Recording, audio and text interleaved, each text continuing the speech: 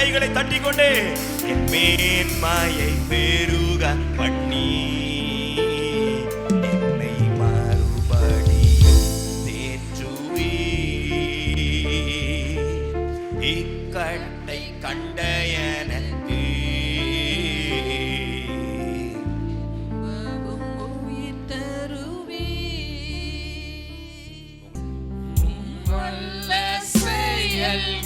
நினைத்து நினைத்து உள்ளமே பொங்குதையா. வல்ல செயல்கள் நினைத்து நினைத்து உள்ளமே பொங்குதையா. நல்லவரே நல்லவரே நன்மை செய்வார், என்னுடைய வாழ்க்கையில் நன்மை செய்பவர்.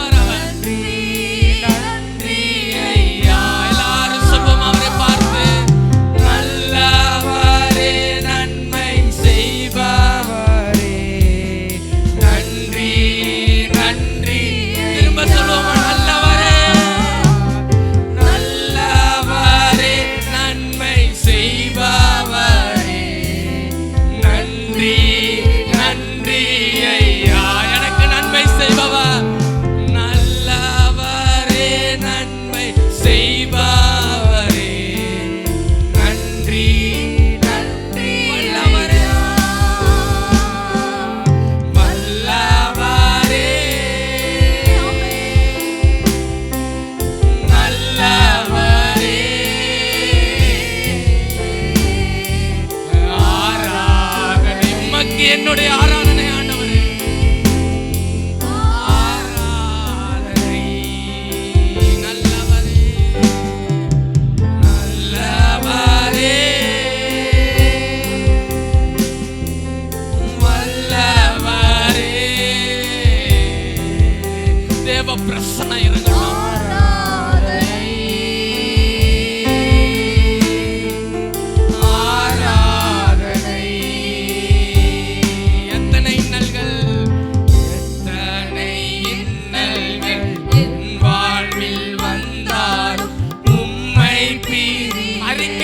பண்ணுவோமா இந்த வார்த்தையை அவருடைய சமூகத்தில் அறிக்கையிடுவோமா?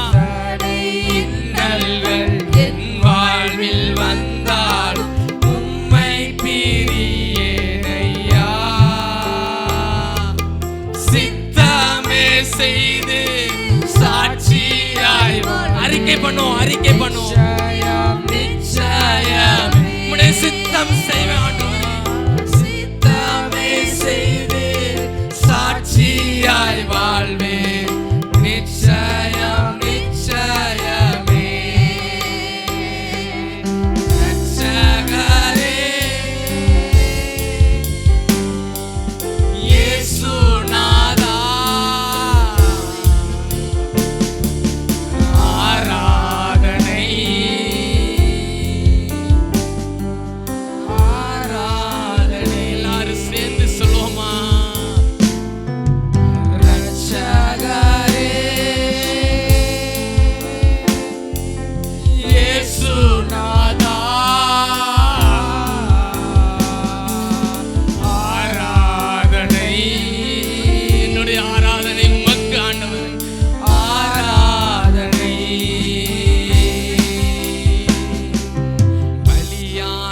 செம்மறி பாவங்கள் எல்லாம் சுமந்து தீர்த்தவரே,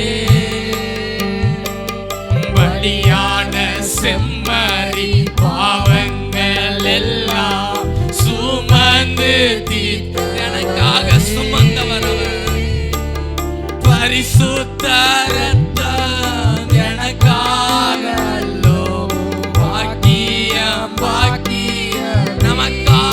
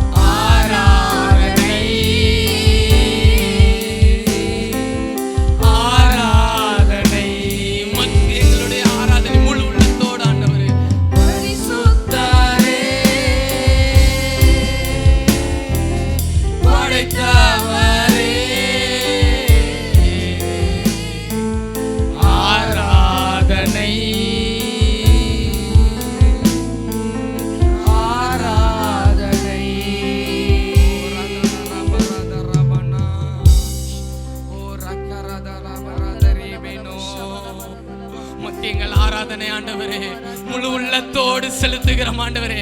வெறும் வாயின் வார்த்தையினால் எங்கள் ஆராதனை இல்ல ஆண்டவரே, எங்கள் இருதயத்திலிருந்து உம்மை மகிமைப்படுத்துகிறோம், எங்கள் இருதயத்திலிருந்து உம்மை தொழுது கொள்கிறோம் ஆண்டவரே. ஆண்டவரே உம்மை துதிக்கிறோம் ஆண்டவரே. ஆண்டவரே இந்த ஆண்டுல ஆண்டவரே நீர் எங்களுக்கு கொடுத்த வாக்குத்தத்தம் ஆண்டவரே, யெகோவா ஈரே என்று கேட்கிட்டோம் ஆண்டவரே. யெகோவா ஈரே என்றால் இங்கிலீஷ்ல ப்ரொவைடர், வழங்குபவர் என்று பார்க்கிறோம். நம்ம எல்லாரும் இந்த நேரத்தில் ஆண்டவர்கிட்ட ஒரு காரியத்தை கேட்க போறோம். ஆண்டவரே, நான் கண்ணீரோடு ஜெபித்த ஜெபத்திற்கெல்லாம் இந்த ஆண்டு பதில் தருகிற ஆண்டா மாறட்டும். எல்லாரும் கேட்போம் சத்தம் போட்டு முழு உள்ளத்திலிருந்து. ஆண்டவரே, நான் கண்ணீரோடு விதைத்த விதையெல்லாம் அறுக்கக்கூடிய அறுவடையின் ஆண்டா மாறட்டும். ஆண்டவரே, எனக்கு நீர் இதை தருவீராக. யெகோவா ஈரே, என் ஜெபங்களை காண்பவர், என்னுடையவைகள் எல்லாம் பார்த்து கொள்பவர். என் ஜெபத்துக்கு பதில் தருகிற ஆண்டா, ஒரு விடுதலின் ஆண்டா, தடைகளை உடைப்பவர், எனக்கு முன்பாக இந்த ஆண்டுக்கு செல்லும்படியா போய் கேட்கிறோம் ஆண்டவரே.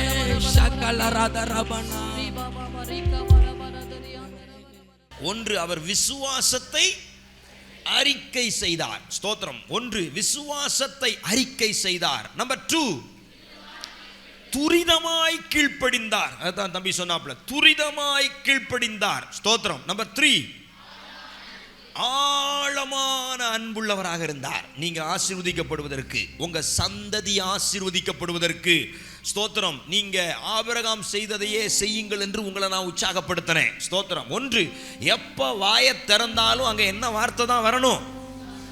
விசுவாச வார்த்தை தான் வரணும். நீங்கள் இருதயத்திலே விசுவாசிக்கிறவர்களாய் மாத்திரமல்ல, வாயினால் விசுவாசத்தை அறிக்கை செய்கிறவர்களாக இருக்க வேண்டும்.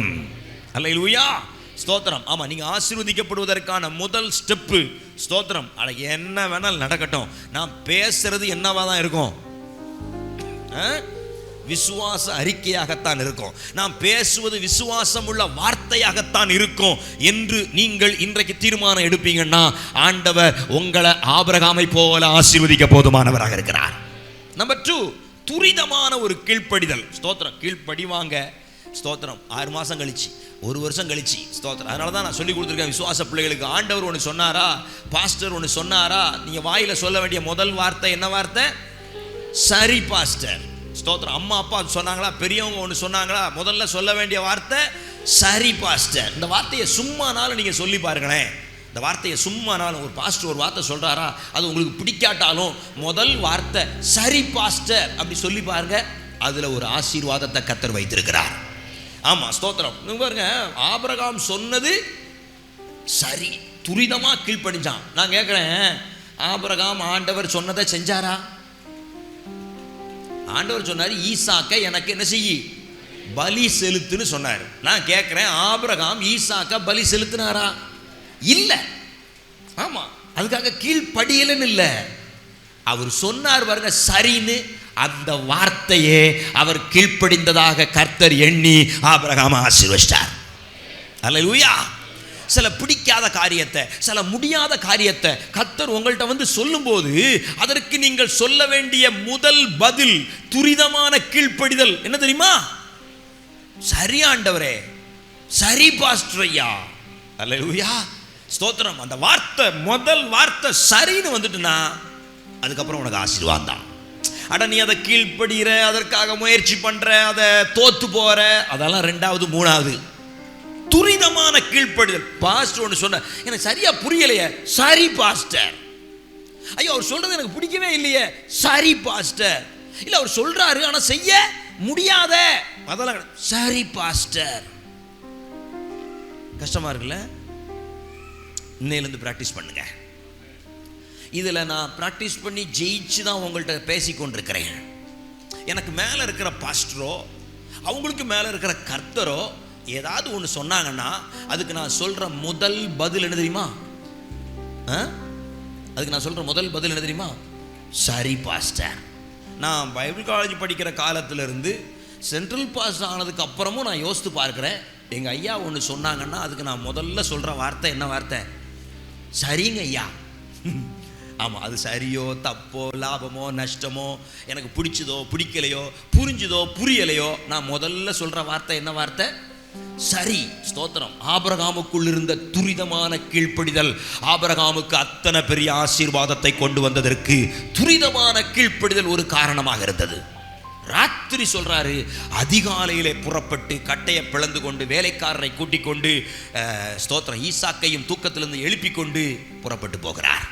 ஸ்தோத்திரம். என்ன ஒரு கீழ்ப்படிதல். நம்பர் த்ரீ ஸ்தோத்திரம், ஆழமான அன்பு. சொல்லுங்க பாப்போம், சத்தமா சொல்லுங்க.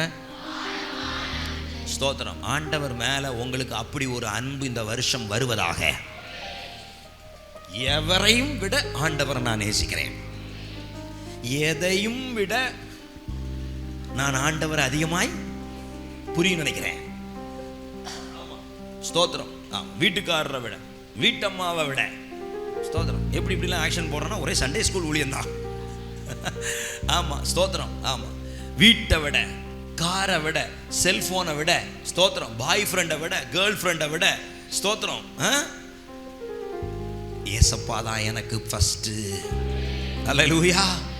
ஆமாம், ஸ்தோத்திரம். எவரையும் விட எனக்கு இயேசுதான் பிரதானம்னு உங்கள் மைண்டை நீங்கள் இந்த வருஷம் செட் பண்ணுவீங்கன்னா அங்கே ஆண்டவர் தம்முடைய ஆசீர்வாதத்தை ஊற்ற ஆரம்பிப்பார். ஸ்தோத்திரம். ஆமாம், நம்பிட மாட்டார். அவ்வளோ ஈஸியாக ஆண்டவர் செய்ய மாட்டார். ஸ்தோத்திரம். ஆமாம், அதனால் ஆண்டவர் மேலே நீங்கள் அப்படி அன்பாக இருந்துட்டீங்கன்னா ஸ்தோத்திரம், அவர் உங்களுக்காக எந்த எல்லை வரைக்கும் போவார். அல்லேலூயா. ஆமாம், அவர் அன்புக்காக ஏங்குகிற ஒரு தேவன். ஸ்தோத்திரம். நீங்கள் அவர் மேலே அன்பாக இருக்கிறத அவர் அறிஞ்சிட்டார்னா ஸ்தோத்திரம், உங்களுக்காக எதையும் செய்வார். ஆமாம், ஸ்தோத்திரம். ஆண்டவர் அன்பாக இருக்கிறதுக்காக சில நேரம் சில டெஸ்ட் வைப்பார். அப்படி வச்ச டெஸ்ட்டு தான் ஆபிரகாமுக்கு 22ஆம் அதிகாரத்தில் வச்ச டெஸ்ட். வாசிங்க பாப்போம், 22:1. இந்த காரியங்கள் நடந்த பின்பு தேவன் ஆபிரகாமை சோதித்தார். அல்லேலூயா. ஸ்தோத்திரம். தேவன் சோதிப்பாரா? ஆமா, ஸ்தோத்திரம். தேவன் சோதிப்பாரா? சோதிச்சிட்டாரே ஆபிரகாமை சோதிச்சிட்டாரே. எஸ், அவனுடைய அன்பு உண்மைதானா என்று பார்க்க அப்படி ஒரு சோதனை அனுமதிச்சார். ஸ்தோத்திரம். அந்த சோதனையில் ஜெயிப்பதற்காக தான் இந்த நாளிலே நான் இன்னும் 3 காரியத்தை உங்களுக்கு நான் சொல்ல போறேன். உங்களை சோதிப்பாரா? தெரியல. என்னைய சோதிப்பாரா? தெரியல. கட்டாயம் சோதிக்கணுமா? வேண்டாம். ஆனால் பரீட்சைன்னு ஒன்று வச்சாதான் பாஸா ஃபெயிலான்னு தெரியும். பரீட்சைனே ஒன்று வரல அப்படின்னா காலம்பூரா படிச்சுக்கிட்டே இருக்கிற கதையாக தான் இருக்கும். ஒரு நாள் படித்தோம், பரீட்சை எழுதணும், முடித்தோம் அப்படின்னு இருக்காது. ஸ்தோத்திரம். அடுத்த லெவலுக்கு போனோம், அடுத்த கிளாஸுக்கு போனோம், படிப்பை முடித்தோம், வேலைக்கு போனோம். ஸ்தோத்திரம். அப்போது சோதனைன்னு ஒன்று வந்தால் அங்கே நாம் ஜெயித்தோமா தோத்தோமா என்பது அறியப்படும். அல்லேலூயா. ஸ்தோத்திரம். அப்போ கர்த்தருடைய பிள்ளைகளாகிய நமக்கு உண்டாகிற சோதனையில் நாம் எப்படி இருக்கணும்? ஸ்தோத்திரம். ஒரு 3 ஸ்டெப்பை நான் உங்களுக்கு சொல்கிறேன். நீங்கள் அதை ஆபிரகாமுடைய வாழ்க்கையிலிருந்து இன்னைக்கு படிக்க போறீங்க. நம்பர் 1, வனாந்தர சோதனை. ஸ்தோத்திரம். நம்பர் 1, வனாந்தரம். ஸ்தோத்திரம். நம்பர்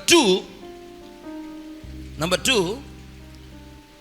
பரிசுத்த நகரம். பரிசுத்த பர்வதம். நம்பர் 2. அதை பர்வதம் எழுதினாலும் சரி, நகரம் எழுதினாலும் சரி. ஏன்னா அவன் கடந்து போன இடம், ஆபிரகாம் கடந்து போன அந்த மோரியா தேசம், அந்த மோரியா மலை, அன்னைக்கு அது ஒரு பர்வதம், பிற்காலத்தில் அது ஒரு பெரிய நகரம். ஸ்தோத்திரம். சரியா? ஸ்தோத்திரம். அது ஒரு நகரம், வேற எந்த நகரமும் இல்லை. அதுதான் எருசலேம் நகரம். சரியா? நான் அதுக்கு வேத ஆதாரம் சொல்றேன். ஸ்தோத்திரம். நம்பர் 3, மூன்றாவது, அதான் அந்த சோதனையின் உச்சகட்டம். அந்த உச்சகட்டத்தில் பிறக்கிற கர்த்தருடைய ஆசீர்வாதம். ஸ்தோத்திரம். அதுதான் கர்த்தருடைய பர்வதத்திலே பார்த்து கொள்ளப்படுவது. அல்லேலூயா. ஆமா, நீங்க தண்டிக்கப்பட வேண்டிய இடத்துல வேறு ஒரு ஆட்டுக்கடா தண்டிக்கப்படுவது. நீங்க கஷ்டப்பட வேண்டிய இடத்துல இயேசு வந்து அந்த இடத்தை நிரப்புவது. நீங்க ஒரு ஆட்டுக்குட்டியை எதிர்பார்ப்பீங்க, தேவன் ஒரு ஆட்டுக்கடாவை உங்களுக்காக ஏற்படுத்தி வைப்பது. ஸ்தோத்திரம்.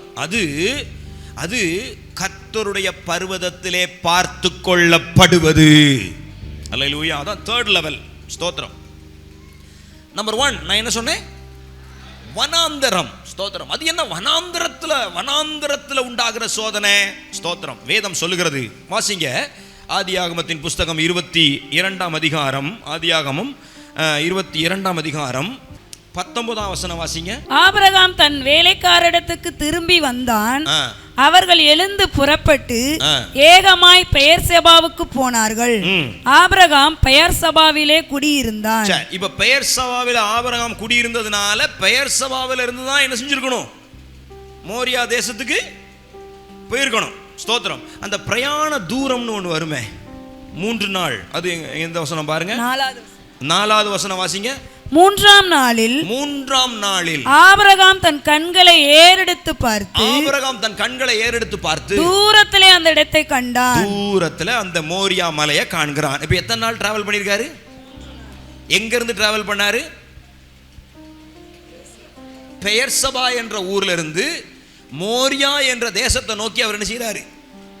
டிராவல் பண்றாரு. இந்த டிராவல் டைம் என்ன?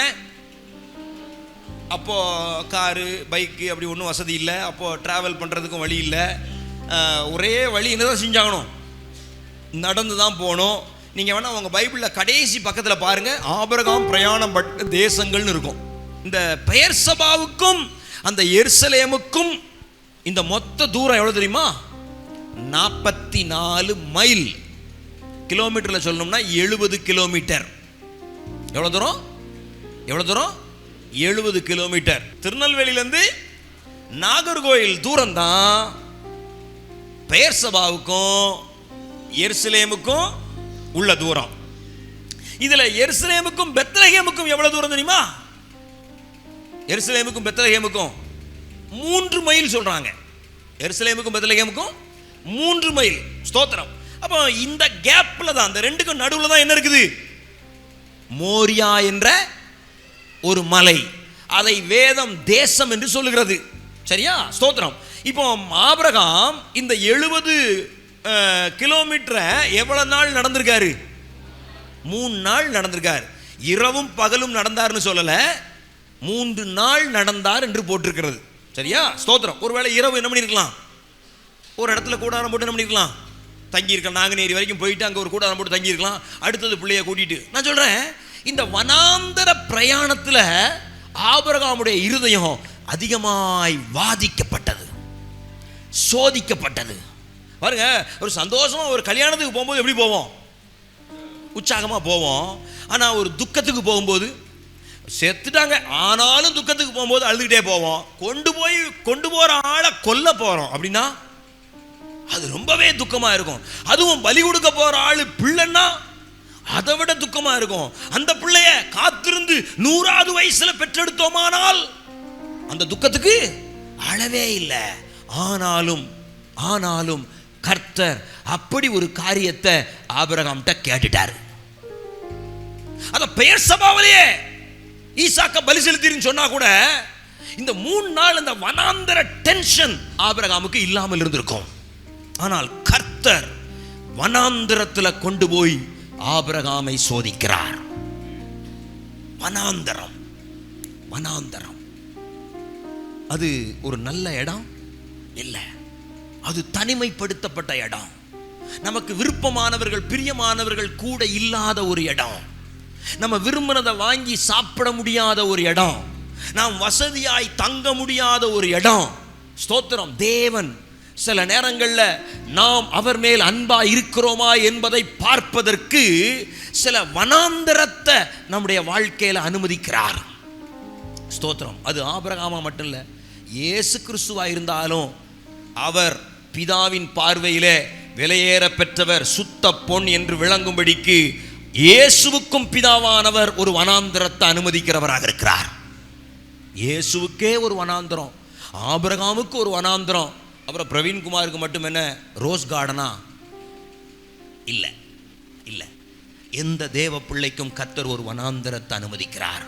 நீங்க மத்தேயு எழுதின சுவிசேஷம் 4ஆம் அதிகாரம் 1ஆம் வசனத்தை வாசிக்க பார்ப்போம். மத்தேயு 4:1. அப்பொழுது இயேசு பிசாசினால்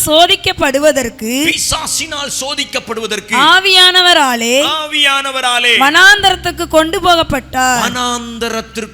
போகப்பட்டார். என்னப்பா இது அநியாயமா இருக்கு? இயேசுவை சோதிக்கணுமா? அவர் நல்லவரா கெட்டவரா, பிதாவின் மேல அன்புள்ளவரா இருக்கிறாரான்னு சொல்லி இயேசுவை டெஸ்ட் பண்ணணுமா? அப்படியே டெஸ்ட் பண்ணாலும் அவரை வனாந்தரத்துக்காக கொண்டு போகணும். பைபிள்ல போட்டிருக்குது, ஆவியானவராலே இயேசு வனாந்தரத்திற்கு கொண்டு போகப்பட்டார். வனாந்தரம் கண்ணை கெட்டி காட்டுல விட்ட கதை தான். பைபிள்ல சொல்லியிருக்கு, இஸ்ரவேல் ஜனங்களை வனாந்தரம் அடைத்து போட்டது. வனாந்தரம் வேலியை வச்சுதானே ஒருத்தனை அடைக்க முடியும்? பைபிள்ல போட்டிருக்கு, வனாந்தரம் அவர்களை அடைத்து போட்டது. அப்படின்னா எங்க போனாலும் நம்ம எங்க போறானே தெரியாது, எந்த ஊருமே இருக்காது, எந்த மனிதர்களையும் பார்க்க முடியாது, தண்ணி கிடைக்காது, வசதியா தூங்க முடியாது, நைட்டு குளிரும், அங்க ஒரு ஷெல்டர் இல்ல. ஸ்தோத்திரம். வனாந்தரம், வனாந்தரம். ஸ்தோத்திரம். அது ஒரு கடுமையான ஒரு சூழ்நிலை. ஸ்தோத்திரம். ஆபிரகாம் அதை சந்திக்க வேண்டியிருந்தது. ஒரு ஆபிரகாமுக்கு குறிக்கப்பட்ட தூரம் 70 கிலோமீட்டர், ஆபிரகாமுக்கு குறிக்கப்பட்ட காலம் 3 நாட்கள். ஸ்தோத்திரம். உங்களுக்கு சில மணி நேரங்களை கர்த்தர் அனுமதிச்சாலே தாங்க முடியாம துடிச்சிடுறமே. ஸ்தோத்திரம். இயேசுவோ ஆபிரகாமோ எத்தனை கடினமான பாதையின் வழியாய் கடந்து போயிருக்கிறார்கள். வனாந்தரம். ஆகார் வனாந்தரம், ஆபிரகாம் வனாந்தரம், இயேசு வனாந்தரம். ஸ்தோத்திரம். இது ஒரு நல்ல வார்த்தை இல்லை. ஸ்தோத்திரம். அது சோதனைக்குரிய ஒரு இடம், கடினமான ஒரு காலம், கடினமான ஒரு நேரம். ஸ்தோத்திரம். அந்த கடினமான நாட்களை தாண்டுவதற்கு தான் தேவன் ஒரு தீர்வை உண்டாக்கி தந்தார். அந்த தீர்வு என்ன தெரியுமா? விசுவாச அறிக்கை. இந்த வனாந்தரத்துல தான் ஆபிரகாம் 2 முறை வாயை திறந்து பேசியிருக்கிறாரு. 2 முறை என்னதான் பேசியிருக்காரு? விசுவாசத்தை தான் அறிக்கை பண்ணியிருக்கிறார். வனாந்தரத்தில் நீங்க பார்க்கிற சூழ்நிலையை பேசக்கூடாது. வனாந்தரத்தில் கர்த்தர் உங்களுக்காக என்ன செய்ய வேண்டுமோ அதை பேசுகிற தேவ பிள்ளைகளாக இருக்க வேண்டும். ஏங்க, நல்லா இருக்கும்போது எல்லாருமே நல்ல வார்த்தை என்ன பண்ணுவாங்க? பேசிடுவாங்க. ஸ்தோத்திரம். உங்களை சுத்தி நல்ல ஆட்கள் இருக்கும்போது நீங்க நல்லா தான் பேசுவீங்க. ஸ்தோத்திரம். உங்களை சுத்தி சூழ்நிலை சாதகமா இருக்கும்போது நீங்க யாருமே கெட்ட வாய் பேச மாட்டீங்க. ஸ்தோத்திரம். நீங்க டீசென்ட்டான ஒரு இடத்துல போய் நிற்கும் போது அசிங்கமா பேசிட்டு இருப்பீங்களா? இல்லையே. ஆனா சூழ்நிலை பாதகமா இருக்கும்போது ரொம்ப ஈஸியா நம்ம அவிசுவாசமான வார்த்தைகளை பேசுவோம். பலவீனப்படும் போது, பலரால நெருக்கப்படும் போது, தூஷணமான வார்த்தைகள் நம்மளை நோக்கி வீசப்படும் போது நாமளும் அந்த வனாந்தரத்தில் நிலை கொலைந்து அவிசுவாசமான வார்த்தைகளை அள்ளி விடுகிறவர்களாக மாறுவோம். ஆனால் ஆபிரகாம் அப்படி அல்ல. நம்முடைய முற்பிதாவாகிய ஆபிரகாம் அப்படி அல்ல. நம்முடைய தகப்பனாகிய இயேசு அப்படி அல்ல. ஆபிரகாமின் சந்ததியில் வந்த இயேசு அப்படி அல்ல. இயேசுவின் சந்ததியில் வந்த நீங்களும் நானும் அப்படி அல்ல. அல்லேலூயா. ஆபிரகாம் வனாந்தரத்தை ஜெயிப்பதற்கு விசுவாச வார்த்தைகளை ஆயுதமா பயன்படுத்தினார். ஸ்தோத்திரம். இயேசுவை குறித்து பைபிள்ல போட்டிருக்குது. மத்தேயு 4ஆம் அதிகாரத்துல அவர் தனக்கு வந்த சோதனையில ஜெயிப்பதற்கு அவர் கர்த்தருடைய வார்த்தையை ஆயுதமாய் பயன்படுத்தினார். பிசாசு சொல்றான், பசிக்கல, 40 நாள் உபவாசம் போட்டிருக்கல, இப்போ அப்படியே கண்ணை கட்டுதா, மயக்கம் வர்ற மாதிரி இருக்குதா, இந்த கல்லுகளை அப்பமாய் மாற்றி சாப்பிடு அப்படின்னு பிசாசு சொல்றான். இயேசுவே, நீங்க இந்த கல்லெல்லாம் அப்பமா மாத்தி சாப்பிடுங்க. ஸ்தோத்திரம். நான் கேட்கிறேன், இயேசுவால முடியுமா முடியாதா? 5 அப்பத்தை 5000 பேருக்கு அவரால் கொடுக்க முடியுமானால் ஒரு கல்ல அப்பமா மாற்ற முடியுமா முடியாதா? ஆனா கூட இயேசு சொல்றாரு, மனுஷன் அப்பத்தினால மாத்திரம் அல்ல, தேவனுடைய வாயிலிருந்து புறப்படுகிற ஒவ்வொரு வார்த்தையினாலும் பிழைப்பான். நான் இந்த கல்ல அப்பமா மாத்தி சாப்பிட்டு உயிர் பிழைக்க வேண்டிய அவசியம் இல்லை. தேவன் எனக்கு தருகிற வார்த்தையினால நான் என்ன செஞ்சா போதும்? பிழைச்சா போதும் அப்படின்னு இயேசு சொல்றார். இயேசு இப்படி சொல்லுவதற்கு அவர் உபாகமத்தின் புஸ்தகத்தை ஏற்கனவே படித்து மனசில் நிரப்பி வச்சிருந்தார். கர்த்தருடைய வார்த்தையினால் அவர் இருதயம் ஏற்கனவே நிரம்பி இருந்தபடினால்தான் அவர் தன் இருதயத்திலிருந்து ஒரு வார்த்தை எடுத்து பிசாசுக்கு விரோதமாக என்ன செய்ய முடிஞ்சது? போட முடிஞ்சது, பேச முடிஞ்சது. அப்ப உள்ள இருந்தாதான் வெளியே வரும். தேவனுடைய வார்த்தையினால இந்த வருஷம் எவ்வளவா உங்களை நிரப்புகிறீர்களோ அவ்வளவா உங்கள் வனாந்தரத்திலே நீங்கள் வெற்றி வாழ்க்கை வாழுவீர்கள். உங்க வனாந்தரத்தை தாண்டி போவீங்க, உங்க வனாந்தரத்தில் ஜெயம் எடுப்பீங்க. அவர் உபாகமத்தை பல முறை வாசித்து அந்த உபாகமத்தில் உள்ள ஆசீர்வாதங்களை எல்லாம் தேவனுடைய வார்த்தையெல்லாம் உள்ள வச்சிருந்ததுனால, ஏய் பிசாசே, உபாகமம் 8:3 எடுத்து வாசி அப்படின்னு சொன்னார்.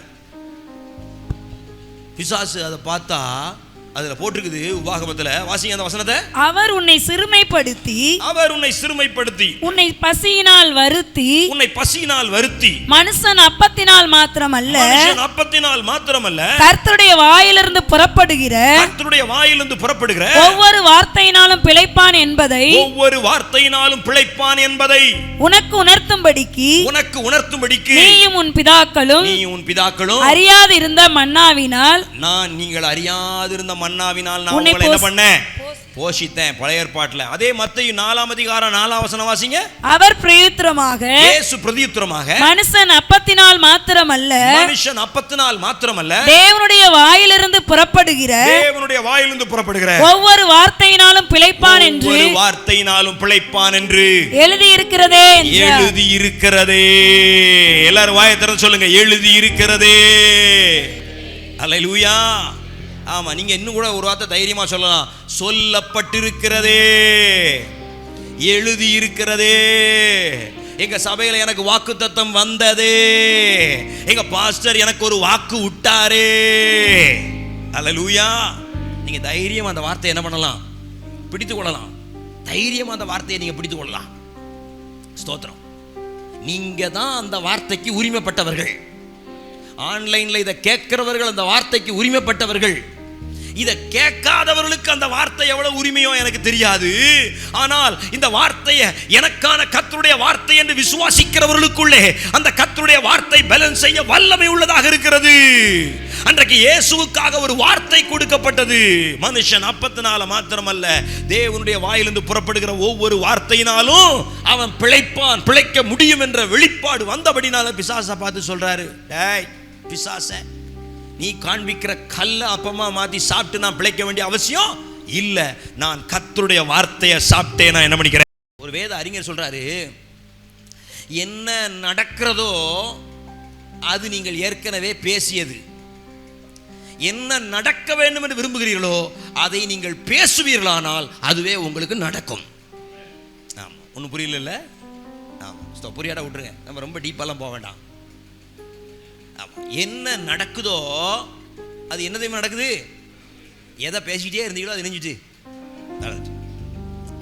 இப்ப நான் மாத்தி சொல்றேன், எது நடக்க வேண்டுமோ அதை இப்பவே பேச ஆரம்பிச்சிட்டா அதுவே என்ன செய்யும்? நடக்கும். அப்படியானால் இந்த ஜனவரி மாசத்துல என்ன பேசுகிறீர்களோ அது பிப்ரவரி மாசம் நடக்கும். பிப்ரவரி மாசம் என்ன பேசுகிறீர்களோ அது இந்த 2025 ஃபுல்லா நடக்கும். அல்லேலூயா. இனி உங்க வாயில அவிசுவாசமான வார்த்தை, பைபிளில் போட்டிருக்குது, கெட்ட வார்த்தை ஒன்றும் உங்கள் வாயிலிருந்து. ஆமாம், அதனுடைய மூல அர்த்தத்தை பைபிளில் போய் பார்த்தா, இப்போ மூல அர்த்தம் பார்க்குற பைபிள்லாம் ஹீப்ரு பைபிள், கிரீக் பைபிள்லாம் வந்துட்டு அதில் மூல அர்த்தத்தை போய் பார்த்தா அந்த கெட்ட வார்த்தைக்கு என்ன தெரியுமா போட்டிருக்குது? அவிசுவாசமான வார்த்தைன்னு போட்டிருக்குது. நம்ம பேசுகிற வார்த்தை விசுவாசம் உள்ள வார்த்தையாக இருப்பதாக. இனி நீங்கள் பேசுகிற ஒவ்வொரு வார்த்தையும் தேவனுடைய சித்தத்தின்படியானதாக இருப்பதாக. அல்லேலூயா. ஆமா, ஒருவேளை தேவனுக்கே சித்தம் இல்லாட்டாலும் நீங்க பேசுற வார்த்தை என்னவோ அந்த வார்த்தையை நிறைவேற்றுவதற்கு பரலோகம் தீவிரிக்கிறதாக இருக்கும். பரலோகம் உங்களுக்கு ஒரு 1 லட்ச ரூபா கொடுக்கணும்னு நினைச்சிட்டு இருக்கும்போது நீங்க எனக்கு ஒரு 10,000 தர மாட்டீங்க ஆண்டவரே இருந்தா இவ்வளவுதான் உன் எதிர்பார்ப்பா, 10,000 கொடுத்துருவேன். இது மைனஸ். நான் இப்ப பிளஸுக்கு போறேன். பரலோகம் 1 லட்ச ரூபா கொடுன்னு நினைச்சிட்டு இருக்கும்போது, ஆண்டவரே எனக்கு கார் வாங்குவதற்கு ஒரு 10 லட்சம் தாரும் ஆண்டவரே, அதை கொடுக்க உம்மால் முடியுமா ஆண்டவரே, இப்படி பேசினா சரி 1 லட்சம் தான் கொடுக்கணும் நினைச்சேன், இவன் 10 லட்சத்தை கேட்கறானே, இவன் விசுவாசம் ரொம்ப பெருசா இருக்க, பரவாயில்லையே சரி விடு. உங்களுக்கு கொடுக்கறதுக்கு அங்கே ஒன்றும் பெரிய கஜானால பெரிய கஷ்டம்லாம். அவர் எதிர்பார்க்கிற ஒன்னே ஒன்று, இவளுக்குள் அந்த விசுவாசம் இருக்கிறதா, இவனுக்குள் அந்த விசுவாசம் இருக்கிறதா, என்னை எந்த அளவுக்கு இவள் விசுவாசிக்கிறாள் என்று பார்த்து பரலோகம் உங்களுக்காக கிரியை செய்கிறதாக இருக்கிறது. வனாந்திரத்தை மேற்கொள்வதற்கு ஒரு சரியான ஆயுதம் விசுவாச அறிக்கை. அல்லேலூயா. ஆமா, இனி உங்க வாயில என்ன வார்த்தை தான் வரணும்? சூழ்நிலையை பேசவே, அட சூழ்நிலையை பார்த்தா பேச கொடூரமாக தான் இருக்கும். ஆனால் அந்த சூழ்நிலையை நினைச்சக்கூடாது, பேசவே கூடாது, அதை அசால்ட் பண்ண வேண்டும். சூழ்நிலைகள் பிசாசினால் உருவாக்கப்படுகிறவைகள். ஸ்தோத்திரம். சூழ்நிலைகள் பிசாசினால் உருவாக்கப்படுகிறவைகள். ஆனால் அவைகளை கேன்சல் பண்ணுவதோ உங்க வாயில பிறக்கிற விசுவாசம் உள்ள வார்த்தை, கர்த்தருடைய வார்த்தை.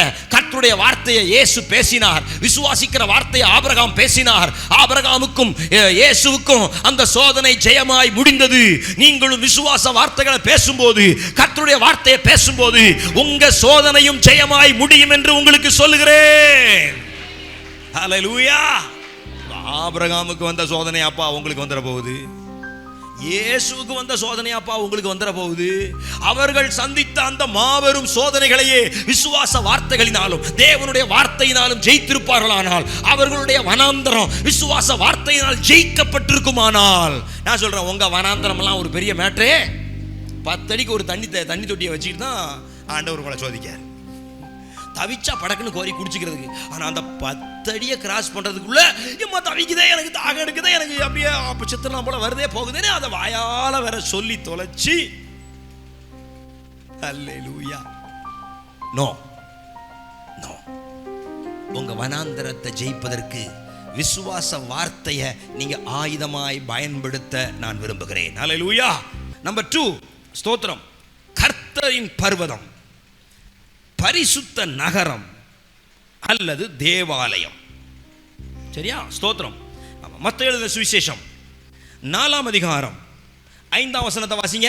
அப்பொழுது பிசாசு அவரை பரிசுத்த நகரத்திற்கு கொண்டு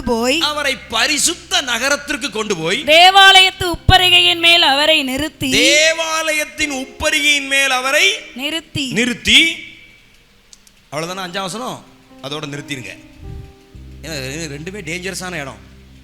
பரிசுத்த நகரத்துக்கு கொண்டு போய் தேவாலயத்தின் உப்பரிகையிலே அவரை நிறுத்தி. ஸ்தோத்திரம். யார? இயேசுவை. ஸ்தோத்திரம். இப்போ ஆபிரகாம் ஆண்டவர் எங்க கொண்டு போய் நிறுத்த பார்க்கிறார், அதையும் வாசிங்க. அதே 22ஆம் அதிகாரம் 9ஆம் வசனத்தை வாசிங்க.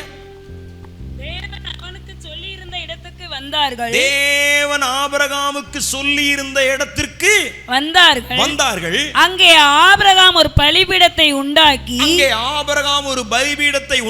கட்டைகளை அடுக்கி தன் குமாரனாகிய ஈசாக்கை கட்டி அந்த பலிபீடத்தில் அடுக்கிய கட்டைகளின் மேல் அவனை கிடத்தினான். ஹல்லேலூயா. எங்கேயோ பெயர் சபாவில் இருக்கிற ஆபிரகாம ஆண்டவர் கூப்பிட்டு, நான் காண்பிக்கிற மோரியா தேசத்துக்கு வா வா வா வான்னு கூப்பிடுறாரு. இந்த மோரியா மலை இருக்கு பாருங்க. ஸ்தோத்திரம். Very dangerous place. ஆமா, இந்த மோரியாவை நோக்கிய பயணம் இருக்கு பாருங்க. It's a problematic travel.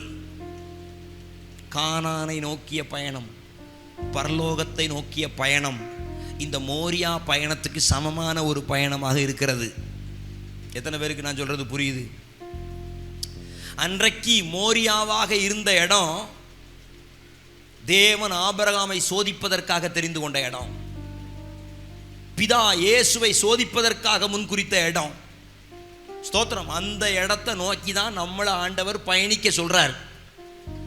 அந்த இடத்தை குறித்து பைபிள் எழுதப்பட்டிருக்கிறது. நீங்க 2 நாளாகமம் 3ஆம் அதிகாரம் 1ஆம் வசனத்தை வாசிங்க பார்ப்போம். 2 நாளாகமம் 3ஆம் அதிகாரம் 1ஆம் வசனம். அந்த இடம் எந்த இடம்னு சொல்லி போட்டிருக்கோம், வாசிங்க. பின்பு சாலமோன் எருசலேமிலே தன் தகப்பனாகிய தாவீதுக்கு காண்பிக்கப்பட்ட மோரியா என்னும் மலையில் அது எந்த மலை? இந்த மோரியா ஆபிரகாம போ போ போ போன்னு சொன்னாரே, அதே மோரியா மலை. அந்த மலையத்தான் ஆண்டவர் யாருக்கும் காட்டுறாரு? தாவீதுக்கு காட்டுறாரு. தாவீதுக்கு காட்டினா அதே மலைக்கு தான் யார் போறா? சாலமோன் போறா. எதுக்கு போறாரு? மோரியா என்னும் மலையிலே எபூசியனாகிய ஒர்னானின் களம் என்னும் தாவீது குறித்து வைத்த ஸ்தலத்திலே கர்த்தருடைய ஆலயத்தை கட்டத் துவங்கினான். அல்லேலூயா. ஏப்பா, இஸ்ரவேலின் தேவனாகிய கர்த்தருக்கு கோயில் கட்டுவதற்கு வேற இடமே கிடைக்கலையா? இல்ல. ஆண்டவர் பூமியில அப்படி ஒரு ஸ்தலத்தை தனக்கென்று என்ன பண்ணி வைத்திருக்கிறாரு? பிரதிஷ்டை பண்ணி வைத்திருக்கிறார். நான் அடுத்த வாரத்தில் உங்களுக்கு பிரசங்கம் பண்ணுவதற்கு ஒரு பிரசங்கம் ஆயத்தம் பண்ணி வச்சிருக்கிறேன். கண்மலையை நோக்கிய பயணம். அங்கே துக்கம் இருப்பதாய் சொல்லுவார்கள், ஆனால் அங்கே தான் சந்தோஷம் இருக்கும். அங்கே இழப்பு இருக்குன்னு நம்ம நினைப்போம், இல்லை அங்கே தான் பெரிய லாபம் இருக்குது. அங்கே மரணம் இருக்குன்னு நம்ம நினைப்போம், ஆனால் அங்கே தான் ஜீவனும் நித்திய ஜீவனும் உண்டாயிருக்கிறது. இது அடுத்த வார பிரசங்கம். ஆனால் இப்போ அந்த இடத்தை குறித்து நான் உங்களுக்கு ஒரு வார்த்தை சொல்கிறேன். அந்த இடம் தேவனுடைய பார்வையில் ஒரு விசேஷமானதாக இருந்திருக்குது. ஏன்னே தெரில. எரேமியா அதை குறித்து சொல்லுகிறார், நித்திய மேடுகள். அப்படின்னா அந்த மேடு என்ன செய்யாது போல இருக்கு? கரையவே கரையாது. உலகம் தோன்றும் போது எப்படி அந்த இடத்துல மேடு இருந்ததோ அந்த மேடு இன்னும் கரையாம அப்படியே இருக்குது.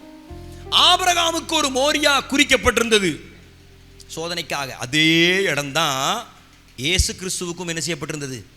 குறிக்கப்பட்டிருந்தது. அல்லேலூயா. ஆமா, தேவன் உங்களை வச்ச இடத்துல நீங்க இருப்பீங்கன்னா அங்க எவ்வளவு பிரச்சனை, எவ்வளவு சோதனை வந்தாலும் அது உன்னுடைய மோரியாவாக இருக்கிறபடினாலே அங்கே கர்த்தர் உனக்கு ஜெயத்தை கொடுக்க போதுமானவராக இருக்கிறார். மோரியா ஒருவேளை ஆபிரகாமுடைய பார்வையில பயங்கரமான ஒரு இடம். ஐயோ, அந்த கொடுமையான இடத்துக்கா நான் போகட்டும். அதே இடத்துல தான், அதே இடம்தான் பிற்காலங்களில் என்னவாய் மாறுகிறது? எருசலேமாய் மாறுகிறது. அது எருசலேமுக்கும் பெத்லகேமுக்கும் நடுவாக இருக்கிற ஒரு மலை. அந்த மலையில தான் கொண்டு போய் ஆபிரகாம் பிள்ளைய பலி செலுத்தும்படி கர்த்தர் சொல்றாரு. பாருங்க, ஆலயம் கட்டப்பட்ட இடமும் தாவீதுக்கு போய் ஆண்டவர் என்ன செய்றாரு? அதே மோரியா மலையை காட்டி அங்க ஆலயத்தை கட்டுன்னு சொல்றாரு. ஸ்தோத்திரம். இது தாவீது சாலமோனுடைய நாட்கள்ல. அடுத்தது இயேசு கிறிஸ்து. அந்த ஆலயம் இடிக்கப்படுகிறது. அவர்கள் எல்லாரும் பாபிலோனுக்கு அடிமையா போறாங்க. பாபிலோன்ல இருந்து செருபாபேல் தலைமையில திரும்பவும் வந்து அதே இடத்துல தான் ஆலயம் என்ன செய்யப்படுகிறது? கட்டப்படுகிறது. திரும்ப அந்த ஆலயம் இடிக்கப்படுது. பாபிலோன் படையெடுப்பின் நாட்களில் மறுபடியும் அடிமையா போறாங்க. பாபிலோன்ல இருந்து 70 ஆண்டுகள் அடிமையா இருந்து திரும்ப வந்து செருபாபேல், எஸ்ரா, நெகேமியாவின் நாட்களிலே அதே இடத்துல தூக்கு நூல் பிடிச்சி அதே அஸ்திபாரத்தின் மேல் மறுபடியும் அந்த ஆலயம் கட்டப்படுகிறது. ஏப்பா, அவ்வளவு பிரச்சனையான ஏரியா தானே, அதை விட்டுட்டு போயிட வேண்டியதானே? நிறைய பேர் சொன்னாங்க, வெள்ளம் வந்துட்டுல அந்த இடத்த விட்டு போயிட வேண்டியதானே. திரும்ப வெள்ளம் வந்தா அதே தானே வரும். அவங்க கேட்கறதெல்லாம் நியாயமான கேள்வியை போலே இருக்கும். ஆனா எனக்கு தெரியும், இது மோரியா. இங்க 1000 பிரச்சனை வந்தாலும் நாங்க மறுபடியும் வளர்ந்து கொண்டே இருப்போம். இங்கே ஆசீர்வதிக்கப்படுவோம். இது அநேகருடைய பார்வையில கெட்ட இடத்த போல தெரியலாம். வெள்ளம் வந்து அடிச்சுட்டு போயிடும்னு சொல்லலாம். அவங்க சொல்றது உண்மை மாதிரியும் இருக்கலாம். ஆனால் வெள்ளம் வரும்போதெல்லாம் நாங்கள் ஆசீர்வதிக்கப்பட்டு ஒரு படி மேல 4 படி மேல உயர்ந்து கொண்டே இருப்போம்.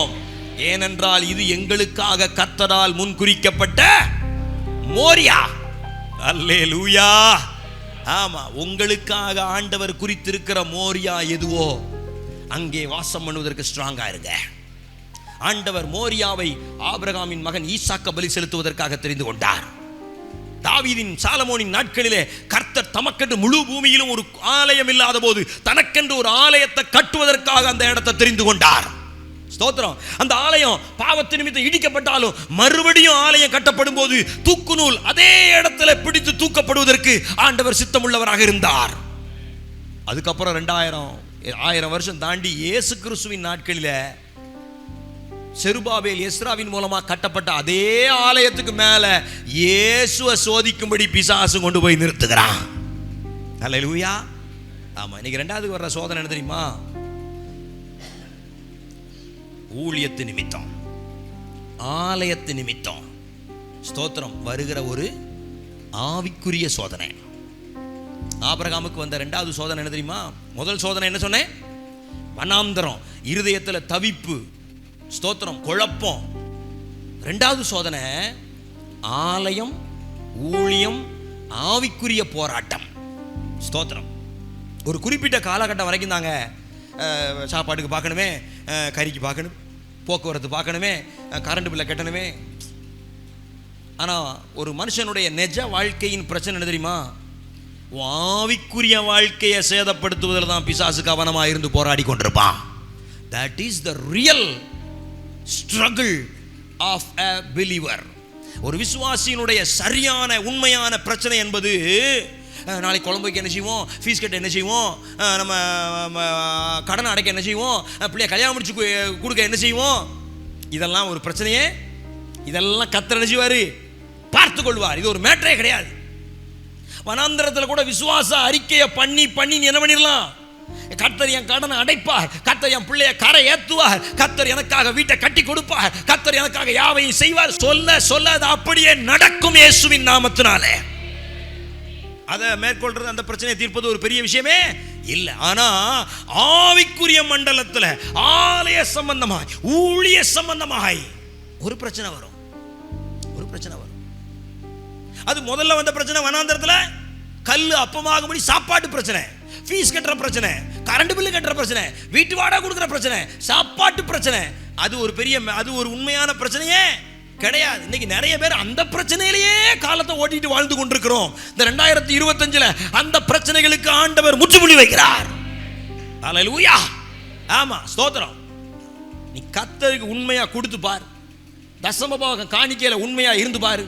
ஸ்தோத்திரம். சவால் விட்டு சொல்றேன். ஏன் அவ்வளவு தைரியமா சவால் விடுறேன்னா, இயேசு கர்த்தர் சவால் விட்டுருக்கார். இதனால் என்னை சோதித்து பாருங்கள், என் ஆலயத்தில் ஆகாரம் உண்டா இருக்கும்படி. ஸ்தோத்திரம். பண்டக சாலைக்கு எல்லாத்தையும் கொண்டு வாங்க, தசமபாகங்களை கொண்டு வாங்க. அதனால் நான் உன்னை ஆசீர்வதிப்பேன், நான் உன்னை போஷிப்பேன், நான் உன்னை காப்பாற்றுவேன், உன் தேவைகளை எல்லாம் சந்திப்பேன். அவர் வாக்கு பண்ணினது உண்மையானால் அவர் தம்முடைய வாக்குத்தத்தத்தை லேசா உங்க வாழ்க்கையில நிறைவேற்றுவதற்கு போதுமானவராக இருக்கிறார். Very easy. கர்த்தருக்கு கொடுக்கறதுல தீவிரமா இருந்துட்டீங்களோ, உன் கடனை அடைக்கிறதோ, கார் வாங்குறதோ, வீடு கட்டுவதோ, ஸ்தோத்திரம், பிள்ளைகளை கல்யாணம் முடிச்சு வைப்போம், இதெல்லாம் ஒரு ஆண்டவருக்கு ஒரு அற்ப காரியமாய் அதை அவர் பொறுப்படுத்துக்குவார். ஆனா உண்மையான சோதனை ஒரு விசுவாசிக்கு எங்க தெரியுமா இருக்குது? இந்த செகண்ட் லெவல்ல இருக்கிற பிரச்சனை தான். ஆவிக்குரிய வாழ்க்கையில பிசாசு கை வச்சு ஆட்டுவான் பாரு. நீ இப்ப இந்த சபைக்கு வந்ததுனால இந்த முதல் வனாந்தரத்துல நீ ஜெயிச்சிருவே. இந்த முதல் வனாந்தரம் உனக்கு பிரச்சனையாவே இருக்காது. இந்த 2025 வனாந்தரம் இயேசுவின் நாமத்துல முடிகிறது. ஆமென் சொன்னவங்க எல்லாம் ஆசீர்வதிங்க ஆண்டவரே. மத்தேயு எழுதின சுவிசேஷம் 4ஆம் அதிகாரம் 5ஆம் வசனத்தை வாசிங்க பாப்போம். ஏனெனில் உம்முடைய தூதர்களுக்கு உம்மை குறித்து கட்டளையிடுவார், உமது பாதம் கல்லில் இடராதபடிக்கு அவர்கள் உம்மை கைகளில் ஏந்தி கொண்டு போவார்கள் என்பதாய் எழுதி இருக்கிறதே என்று சத்தமா சொல்லுங்க. எவன் சொன்னான்? பிசாசு சொல்றான். அப்படின்னா பிசாசு என்ன படிச்சிருக்கான்? பைபிள் படிச்சிருக்கான். பிசாசு கவுக்கிறதுக்கு நினைச்சுவான், பைபிள் படிப்பான். பிசாசு விசுவாசத்தை கெடுக்கும்படி பைபிள் படிப்பான். நாமளோ அந்த விசுவாசம் பலப்படும்படியாக கர்த்தருடைய வார்த்தையை படிக்க வேண்டும். இந்த ரெண்டாவது, இந்த ஆவிக்குரிய சோதனை இருக்கு பாருங்க, இது எங்க இருந்து வரும் தெரியுமா? இது எங்க இருந்து வரும்? எங்க இருந்து வரும்? வார்த்தையிலிருந்தே வரும், வசனத்திலிருந்தே வரும். குழப்பமா இருக்க பாஸ்டர். உங்களுக்கு ஒன்று சொல்றேன், இந்த கடைசி நாட்களில் நிறைய ஊழியங்களை, நிறைய ஊழியர்களை பிசாசு தன்னுடைய கையில் எடுத்து நிறைய வாலிபர்களை, நிறைய சபைகளை உடைக்கிறதுக்கு பயன்படுத்துறான். அவங்க யூஸ் பண்ற ஆயுதம் எது தெரியுமா? The word of God. கர்த்தருடைய வார்த்தையை பயன்படுத்தியே சபைகளை உடைக்கிறாங்க. கர்த்தருடைய வார்த்தையை பயன்படுத்தியே நிறைய பேரை பின்வாங்கி போக பண்றாங்க. கர்த்தருடைய வசனத்தை கொண்டே நிறைய பேருடைய விசுவாசத்தில் மண்ணை அள்ளி போடுறாங்க. That's very dangerous. இந்த கடைசி நாட்களில் நான் உங்களை எச்சரிக்கிறேன், சபையே, நீ இந்த காரியத்தில் ஜாக்கிரதையா இரு. நீ 4 விஷயத்தை தெரிஞ்சுக்கிட்டு ரொம்ப வளரணும்னு தீவிரிக்கிற, ஆனா அதே நேரத்தில் நீ கெட்டு அழிஞ்சு போயிடக்கூடாதுன்னு கர்த்தர் பதறுகிறார். நான் உனக்கு ஊழியம் செய்ய அனுமதி தாரேன், நான் உனக்கு ஊழியம் செய்ய கற்றுக் கொடுக்கிறேன். நீ ஆவிக்குரிய ஜீவியத்தில் வளர்வதற்கு தேவையான அனைத்து சூழ்நிலைகளையும் கர்த்தர் இந்த சபையில உனக்கு உருவாக்கி தர ஆயத்தமா இருக்கும்போது பிசாசு பேசுவான், நீ மேலிருந்து குதி, அவர் தான் தன்னுடைய கரத்தினால ஏந்திக் கொள்வேன்னு சொல்லி இருக்கிறார் இல்லையா, அதை நீ விசுவாசி, அவர் நிச்சயம் உன்னை கரத்துல தாங்குவாரு அப்படிங்கிற வார்த்தையை நம்பி நீ குதிச்சன்னா அன்னைக்கு நீ செத்த. ஏன்னா அது உன்னுடைய மோரியாவிலிருந்து வந்த வார்த்தை அல்ல. அது பிசாசுன்னு இருந்து வந்த வார்த்தை. பிசாசும் வசனத்தையே சொல்லுவான். பிசாசு உன்னை விட நல்லா வசனம் படிச்சு வச்சிருக்கான். நீ ஒரு 60 வருஷம் பைபிள் படிச்சிருக்கலாம், அவன் 6000 வருஷமா பைபிளை படிச்சு வச்சிருக்கான். அவன்கிட்ட போய் நீ பைபிள் எக்ஸாம்ல போட்டிக்கு போக வேண்டாம். எனக்கு தெரிஞ்ச வேத அறிவில் நான் கர்த்தரை நம்பி இருப்பேன் என்று சொல்லி கர்த்தர் உனக்கு கொடுத்த மோரியாவில் அடங்கி இருப்பாயானால் இந்த 2வது சோதனையில் நீ தப்புவிக்கப்படுவாய். இன்னைக்கு யூடியூப்ல எவ்வளவோ வருது, அவ்வளத்தையும் எடுத்து நோண்டி நோண்டி நோண்டி. அதனால தான் நான் சொல்லுவேன், ஐயா தேவையில்லாததை யூடியூப்ல என்ன செய்ய வேண்டாம், போட வேண்டாம். நம்ம சபையில் உன் பாஸ்டர் தும்முனார்னா போடு, உன் பாஸ்டர்மா இருமுனாங்கன்னா போடு. அவங்க தும்முவதும் இரும்புவதும் உனக்கு ஆசீர்வாதமாக இருக்கும். ஆனால் நல்லா இல்லாட்டாலும் உன் வீட்டில் உட்காந்து சாப்பிட்டு சாப்பிட்டு சாப்பிட்டு பழகு. உன் வீட்டு சாப்பாடு உனக்கு ஆரோக்கியமாக இருக்கும். அங்கே அந்த டேஸ்ட்டு, ருசி ஹோட்டலில் பொரோட்டா இந்த டேஸ்ட்டு, அந்த ஹோட்டலில் அந்த பிரியாணி அந்த டேஸ்ட்டு. ஏதோ வருஷத்துக்கு ஒரு தடவை போனியா, சாப்பிட்டு தொலைச்சிட்டு வந்துரு, சத்தம் காட்டாமல் வந்துரு. ஆமாம், கர்த்தருடைய வார்த்தை உனக்கு வீட்டில் சமைச்சு கொடுத்தா சந்தோஷமா என்ன செய்யு, சாப்பிடு. அது எங்கள் பாஸ்டர் சொன்னதே சொல்லிக்கிட்டு இருப்பாரு பார்த்துக்கோங்க, அது எங்களுக்கு போர் அடிக்கும். ஆனால் அந்த பிரசங்கர் புதுசு புதுசாக பேசுகிறாரு, அப்படியே ஜோக்கு ஜோக்காக அடிக்காரு. நான் உனக்கு தாய் தகப்பேன், அதனால் நாங்கள் ஒரே ஸ்டைலில் தான் என்ன பண்ண முடியும். ஆமாம், அதுக்காக மண்ணள்ளி போட்டால் சமைச்சு கொடுக்க முடியும். எங்களுக்கு எப்படி தெரியுதோ அப்படி தான் என்ன பண்ண முடியும். ஆமாம், வீட்டு சாப்பாடு உன் சபையில் உனக்கு கொடுக்கப்படுகிற ஆகாரம், ஸ்தோத்திரம், ஒரு நாள் உனக்கு தீமையா இருக்காது. அது உன்னை கெடுக்கும்படியாக ஒரு நாள் இருக்காது. அது உங்களுக்கு ஆரோக்கியமாக இருக்கும். இயேசு அவாய்ட் பண்ணிட்டாரு. இயேசு அந்த வசனத்தை வகை கண்டுபிடிக்கிறார். பேசுறது யாரு? பேசப்படுவது வசனமா இருந்தாலும் பேசுவது யாரு? பிசாசு. அவன் கனிகளினால் அவர்களை அறியலாம். ஸ்தோத்திரம்.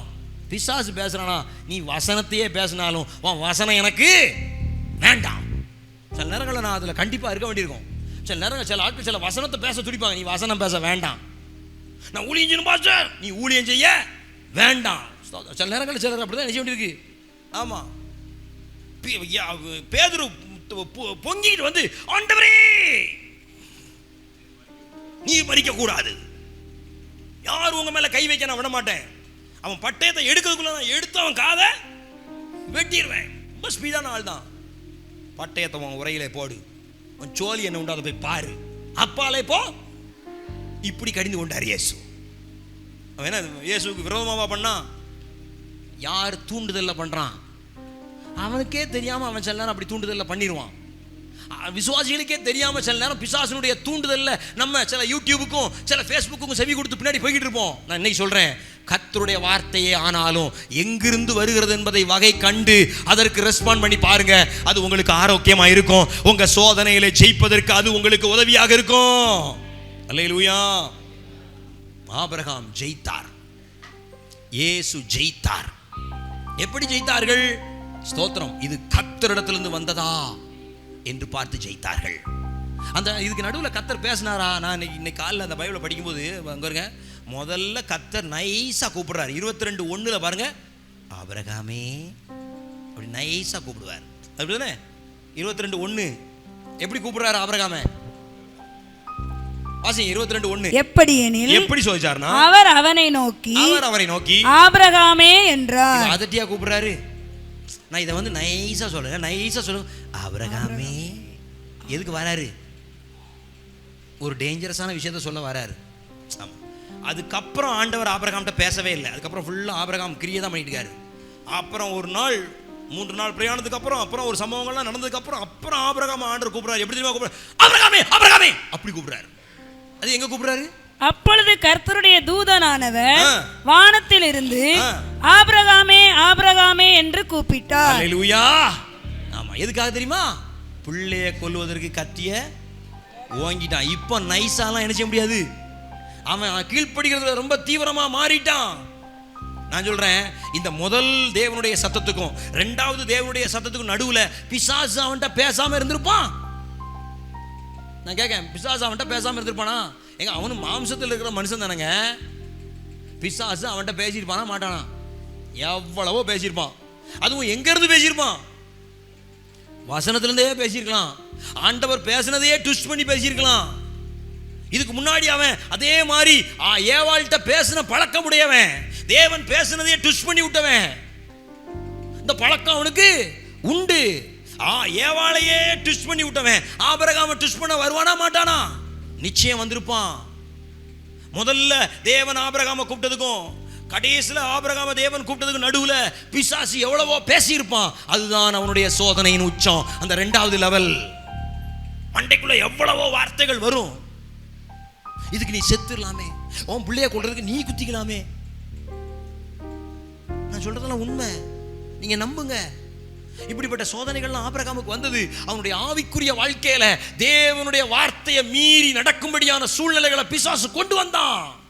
ஆனாலும் ஆபிரகாம் தேவனுடைய வார்த்தைக்கும் பிசாசின் சத்தத்திற்கும் வகை கண்டுபிடிக்க விருத்த சேதனம் உள்ள காதுகளை உடையவனாக இருந்தான். அல்லேலூயா. இன்னைக்கு சபையில் உள்ள விசுவாச பிள்ளைகளுடைய காதுகள் விருத்த சேதனம் பண்ணப்பட்டிருக்க வேண்டும். ரொம்ப அழகா நய வசனிப்பினால ஒருத்தன் பேசணுங்கிறதுக்காக அந்த பேச்சுக்கு பின்னாடி என்ன செய்யக்கூடாது, போயிடக்கூடாது. உங்க பாஸ்டர் ஒரு மாதிரி நச்சு நச்சுன்னு பேசலாம், கோவமா பேசலாம், இவர் வாயை திறந்தாலே என்ன ஏசுறதும் பேசுறதுமா இருக்காரு நீங்க சொல்லலாம். வேற வழி இல்லை, அவன் நாரவாயனோ நச்சவாயனோ. புருஷனை கூட மாத்திரலாம், அப்பாவை என்ன செய்ய முடியாது, மாத்திர முடியுமா? எங்க அப்பா நாரவாயன், அதனால இன்னையில இருந்து பக்கத்து வீட்டுக்காரனை நான் அப்பான்னு கூப்பிட போறேன். மாத்த முடியுமா? கர்த்தர் இங்க அப்பாவா இருக்கார்.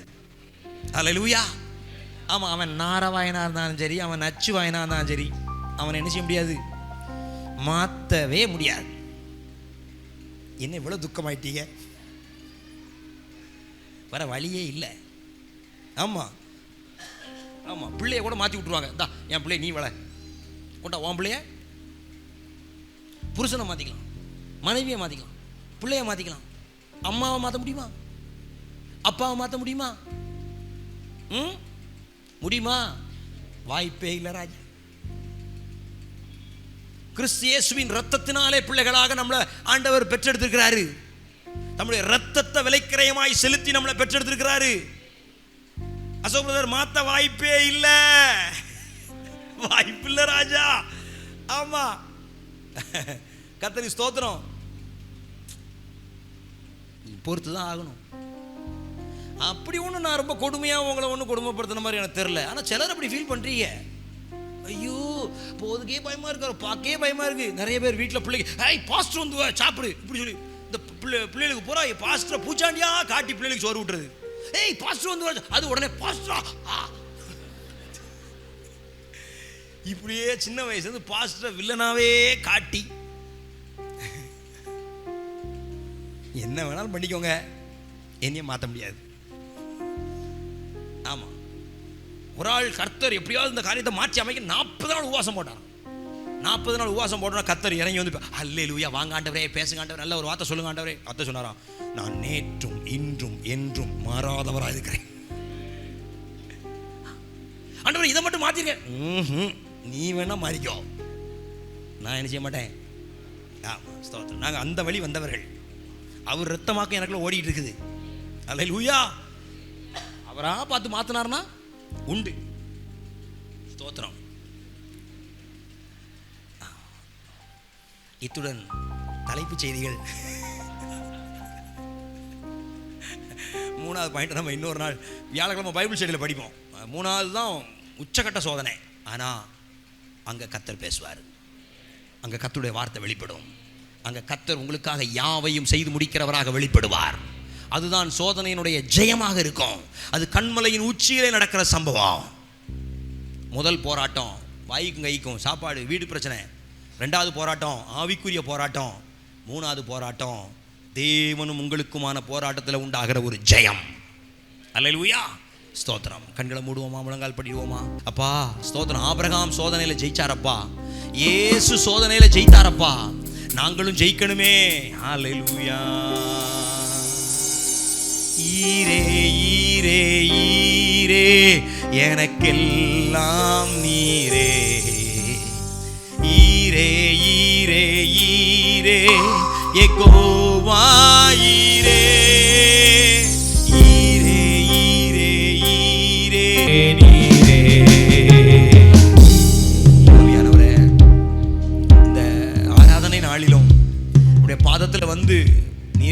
நாளைக்கு யெகோவா ஈரே என்று சொல்லுகிறோம். ஆபிரகாமுக்கு உண்டான சோதனையில் ஆபிரகாம் ஜெயித்தார். இயேசுவுக்கு வந்த சோதனையில் இயேசு ஜெயித்தார். ஸ்தோத்திரம். அது வனாந்தரமா இருந்தாலும் ஆண்டவரே, அது ஆலயத்தின் உப்பரிகையா இருந்தாலும் ஸ்தோத்திரம், அது எருசலேம் நகரமா இருந்தாலும் பரிசுத்த பர்வதமா இருந்தாலும் அங்கு உண்டாகிற சோதனையில நாங்கள் ஜெயிக்கணுமே. ஹல்லேலூயா. நல்ல பிதாவே, இந்த வார்த்தைகளை கொண்டு உடைய பிள்ளைகளை ஜெயிக்க பண்ணுவீராக. இந்த வார்த்தையை பேசின நானும், இந்த வார்த்தையை கேட்ட உடைய பிள்ளைகளும், இந்த வார்த்தையை கொடுத்த நீர் எங்களை ஜெயிக்க பண்ண நாங்கள் வேண்டுதல் செய்கிறோம் ஐயா. நாங்கள் எங்களுக்கு வருகிற சோதனையில ஜெயித்து எங்கள் தலைமுறைகளுக்கு ஆசீர்வாதத்தை வைக்க விரும்புகிறோம். அதற்கு உதவி செய்யும். ஜனத்தை ஆசீர்வதியும். வருகை காயத்தப்படுத்தும். இயேசுவின் நாமத்தில் கேட்கிறோம் நல்ல பிதாவே. ஆமென், ஆமென், ஆமென்.